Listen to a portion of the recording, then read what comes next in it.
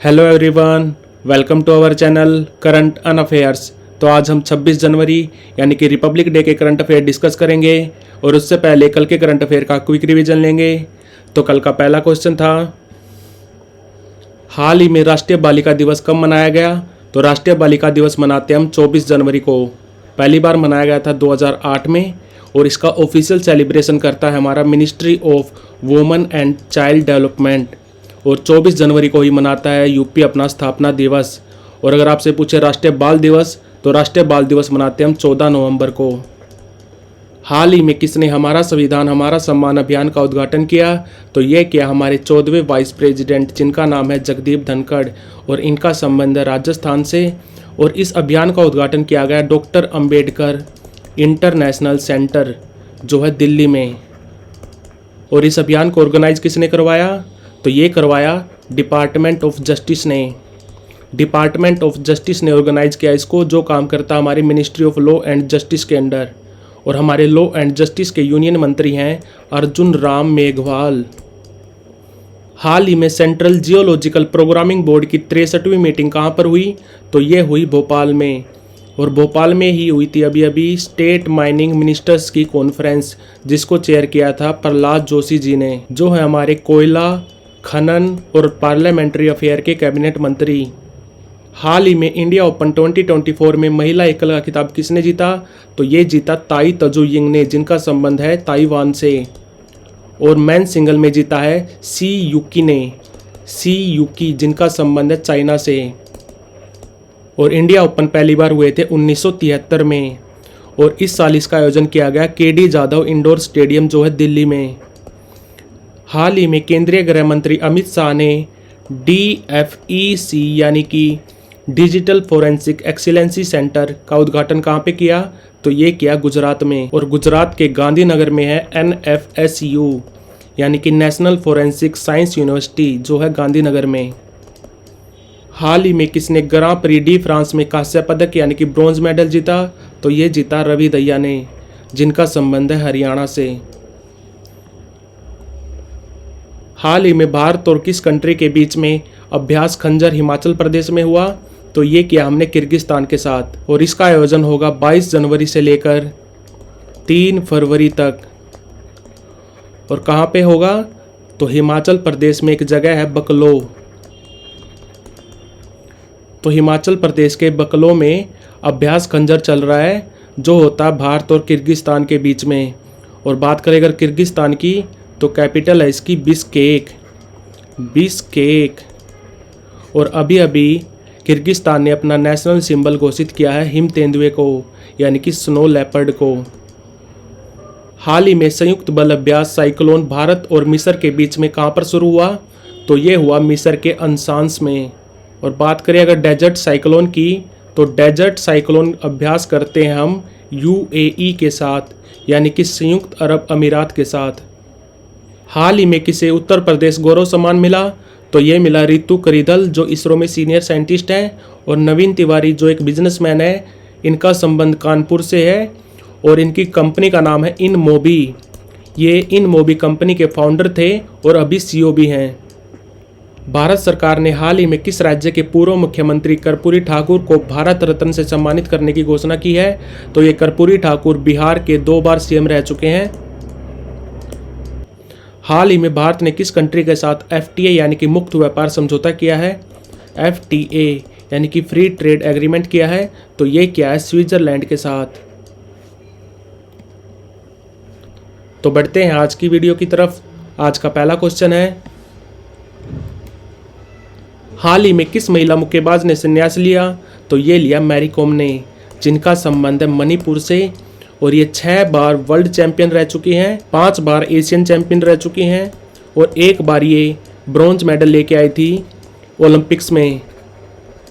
कहाँ पर? लंदन में। साल था 2012। अभी इनकी उम्र भी ज़्यादा हो रखी है, इनकी उम्र अभी 41 ईयर। और IBA के रूल के हिसाब से आप 19 से लेकर 40 साल तक ही खेल सकते हैं, यानी कि इंटरनेशनल चैंपियनशिप खेलने के लिए आपकी उम्र 19 से लेकर 40 साल के बीच में होनी चाहिए। और बात करें अगर IBA की, तो इसका हेडक्वार्टर है लोजेन में, लोजेन जो है स्विट्ज़रलैंड में। और ये IBA कब बना था? तो ये बना था 1946 में। तो किस महिला मुक्केबाज ने संन्यास लिया? तो आंसर है मैरी कॉम, जिनका संबंध है मणिपुर से, और इनको साल 2020 में पद्म विभूषण भी मिला था, ये भी याद रखना। सुभाष चंद्र आपदा प्रबंधन पुरस्कार 2024 के लिए किसे चुना गया?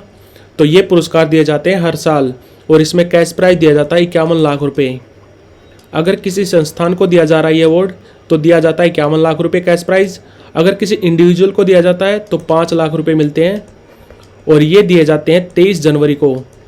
ये पुरस्कार दिया जाता है 23 जनवरी को, क्योंकि इस दिन बर्थ एनिवर्सरी होती है सुभाष चंद्र जी की, जिसको मनाते हैं हम पराक्रम दिवस के रूप में। और ये इस साल दिया जाएगा 60 पैराशूट फील्ड हॉस्पिटल जो है उत्तर प्रदेश में। और इसको ये अवार्ड क्यों मिला? क्योंकि 2023 में तुर्की और सीरिया में बहुत भारी भूकंप आया था। 7.8 मैग्नीट्यूड का भूकंप आया था तुर्की और सीरिया में। वहाँ पर मेडिकल एड यानी कि मेडिकल सहायता प्रदान की थी इस हॉस्पिटल ने। तो 60 पैराशूट फील्ड हॉस्पिटल जो है उत्तर प्रदेश में, इसको मिला इस साल सुभाष चंद्र आपदा प्रबंधन पुरस्कार। हाल ही में किस कंट्री की सरकार ने 22 जनवरी को अयोध्या राम दिवस घोषित किया है? तो ये किया है कनाडा की सरकार ने, और कनाडा की कैपिटल है ओटावा, और यहाँ पे पीएम है जस्टिन ट्रूडो। और अगर बात करें अगर राम मंदिर की, तो राम मंदिर बना है नागर शैली में, और ये फैला हुआ है 71 एकड़ में, जिस पे खर्चा किया है भारत सरकार ने 1800 करोड़। और इसका मैन कैंपस बना है यानी कि मैन मंदिर बना है 2.67 एकड़ में। और राम मंदिर के मैन वास्तुकार कौन थे? तो वो थे चंद्रकांत सोमपुरा और उसके 2 बेटे निखिल और आशीष। और जो रामलला की मूर्ति की प्राण प्रतिष्ठा की है उसकी हाइट है 51 इंच, जो बनी है सिंगल ब्लैक स्टोन से, और इसके मूर्तिकार हैं अरुण योगीराज, जिनका संबंध है मैसूर से। मैसूर है कर्नाटका में। और राम मंदिर का फाउंडिंग स्टोन यानी कि काम कब स्टार्ट हुआ था? तो राम मंदिर का काम स्टार्ट हुआ था 5 अगस्त 2020 को, और प्राण प्रतिष्ठा हुई 22 जनवरी 2024 को। और दुनिया का सबसे बड़ा राम मंदिर बनेगा पर्थ ऑस्ट्रेलिया में। तो आंसर है इसका कनाडा। हाल ही में किस राज्य में गृह ज्योति योजना का अनावरण किया गया? तो ये किया गया तेलंगाना में। और तेलंगाना की सरकार 200 यूनिट फ्री बिजली देगी तेलंगाना के 15 लाख घरों को, और इस पे टोटल खर्चा आएगा 3400 करोड़ पर ईयर खर्चा करेगी तेलंगाना की सरकार। और तेलंगाना की बात करें तो यहाँ पे अभी नए सीएम बने हैं रेवंत रेड्डी, पार्टी का नाम है कांग्रेस, और यहाँ पे राज्यपाल है तमिलसाई सुंदरराजन। और तेलंगाना की बात करें तो यहाँ के नए डीजीपी बने हैं रवि गुप्ता बने हैं यहाँ पे नए डीजीपी। और तेलंगाना की बात करें तो यहाँ पे अभी प्रजा पालन कार्यक्रम भी शुरू हुआ है, और दुनिया का पहला 3D प्रिंटेड मंदिर का उद्घाटन भी किया गया है तेलंगाना में। और तेलंगाना विधानसभा के नए स्पीकर बने हैं गद्दाम प्रसाद। तो आंसर है इसका तेलंगाना। हाल ही में देश भर में कितने करोड़ घरों की छत पर सोलर रूफटॉप लगाने के लिए प्रधानमंत्री सूर्योदय योजना शुरू की गई? तो इसमें हमारा टारगेट है 1 करोड़ घरों के ऊपर सोलर रूफटॉप लगाने का। और अगर हम बात करें इंटरनेशनल सोलर अलायंस की, तो ये बना था 30 नवंबर 2015 को। 30 नवंबर 2015 को बना था इंटरनेशनल सोलर अलायंस, और इसकी स्थापना की गई थी पेरिस में, और इसका हेडक्वार्टर है गुरुग्राम में। और अभी इसके डीजी हैं अजय माथुर।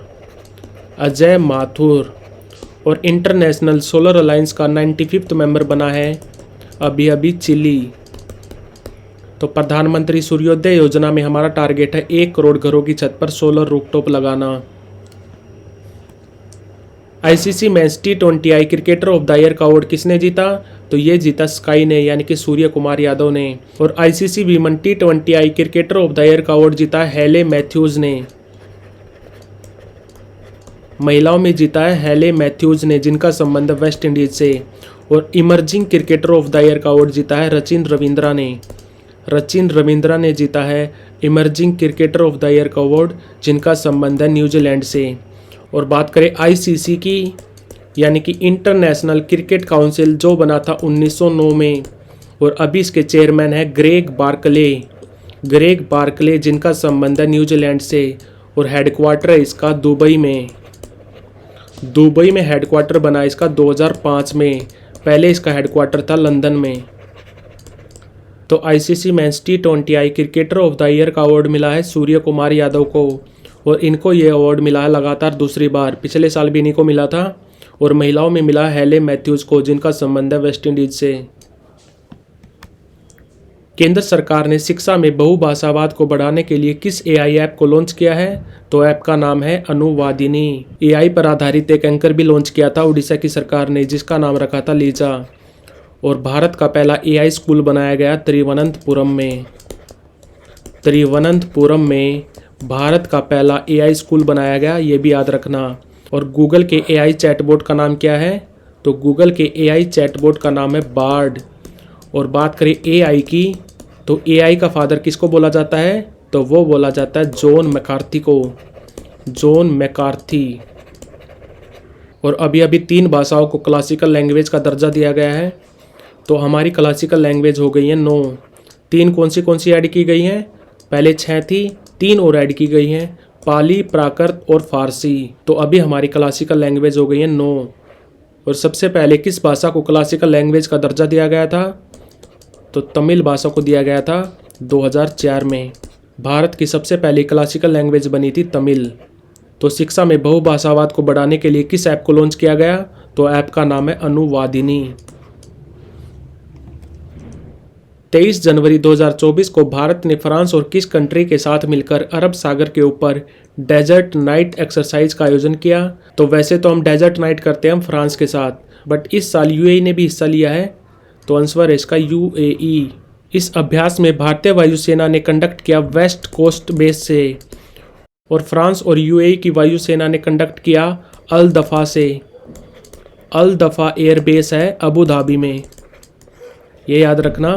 भारतीय वायुसेना ने कंडक्ट किया वेस्ट कोस्ट बेस से, और फ्रांस और UAE की वायुसेना ने कंडक्ट किया अल दफा से। अल दफा एयर बेस है अबू धाबी में। और फ्रांस के साथ हम और भी अभ्यास करते हैं, जैसे कि वरुण, गरुड़, शक्ति करते हैं हम आर्मी अभ्यास, गरुड़ करते हैं हम एयर यानी कि वायु अभ्यास, और वरुण करते हैं हम नेवी अभ्यास, और UAE के साथ करते हैं हम डेजर्ट साइक्लोन। तो ये भी याद रखना। तो इस साल डेजर्ट नाइट युद्ध अभ्यास किया है भारत, फ्रांस और UAE ने मिलकर। कहाँ पर? अरब सागर के ऊपर। 96th ऑस्कर अवार्ड के लिए भारत की किस डॉक्यूमेंट्री फिल्म को नॉमिनेट किया गया है? तो डॉक्यूमेंट्री फिल्म का नाम है टू किल ए टाइगर, जिसकी डायरेक्टर है निशा पाहुजा। डायरेक्टर का नाम याद रखना, निशा पाहुजा। और ऑस्कर अवार्ड को बोला जाता है एकेडमी अवार्ड। इनको कौन देता है? तो इनको देती है एक एकेडमी, जिसका नाम है academy of motion picture art and sciences. Motion picture art and sciences जो है कैलिफोर्निया यानी कि USA की एक एकेडमी। और पहली बार ऑस्कर अवार्ड दिए गए थे 1929 में। तो आंसर है इसका to kill a tiger. Colonel C.K. Naidu lifetime achievement award से किसे सम्मानित किया गया? तो आंसर है इसका A and B both, Ravi Shastri and Farokh Engineer. और अभी BCCI ने और भी अवार्ड दिए हैं, वो भी याद रखने आपको। उनमें से सबसे इम्पोर्टेंट है colonel C.K. Naidu lifetime achievement award, जो मिला है रवि शास्त्री और फारूक इंजीनियर को। और दूसरा याद रखना आपको, Polly Umrigar award for best man cricketer of the year, ये मिला 4 सालों के लिए। पिछले साल के लिए मिला है सुमन गिल को, 21-22 के लिए मिला है जसप्रीत बुमराह को, और 20-21 के लिए मिला है रविचंद्रन अश्विन को, और 19-20 के लिए मिला है मोहम्मद सामी को। वैसे तो 16 कैटेगरी में दिए गए हैं अवार्ड, बट आपको बस यही याद रखने 2। तो like, share, subscribe. Thank you for watching current and affairs.